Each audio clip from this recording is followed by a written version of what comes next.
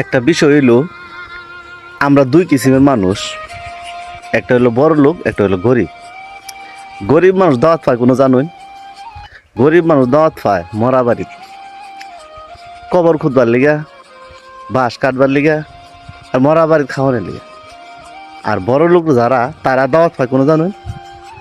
তারা দাওয়াত পায় বড় বড় অনুষ্ঠানে, যেন দিল মামা আইব, মামা ফাত্তি, মানে যেন বেশি টিয়া দিব, হ্যাঁ করে দেখে দেখে বড় লোক দেখে দেখে ঠিক হেন দাওয়াত দেয়। ভাই আসলে আমরা কেলিয়ে যে কাজটা করি, গরিব তারও তো সমর্থ নাই, সে সারা বছর কোনোদিন এক কেজি গুস্ত কিনা খাবো এই সমর্থটা তাদের নাই, কিন্তু আমরা এই জিনিসটা খুব খারাপ করি।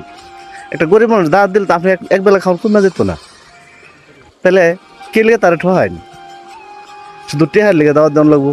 আপনি মনের থেকে যদি তারা কয়ে যে ভাই তোমার আজকে দাওয়াত দিলাম, আমার বাড়িতে খাইও, তুমি কিচ্ছু নেওয়া লাগতো না, তোমার এমনি দাওয়াত দিলাম, তার আত্মারা যে খুশি রইব, তা আপনার বাসায় প্রকাশ করেন যেত না, এটা আপনি অনুভবই করা হইতেন না যে কতটুকু খুশি সে হইতাছে। তো মনের থেকে কেউ গরিব মানুষ কিছু দেখে দাওয়াত দেন যে ভাই, খালি বড় লোক দেখে টেহার লেগে দাওয়াত দেন যে টেহা ভাই দুনিয়াতে পড়ে থাকবো, বুঝছেন, এই টেহাটা লগে যেত না, এটাই আসলে বাস্তব কথা।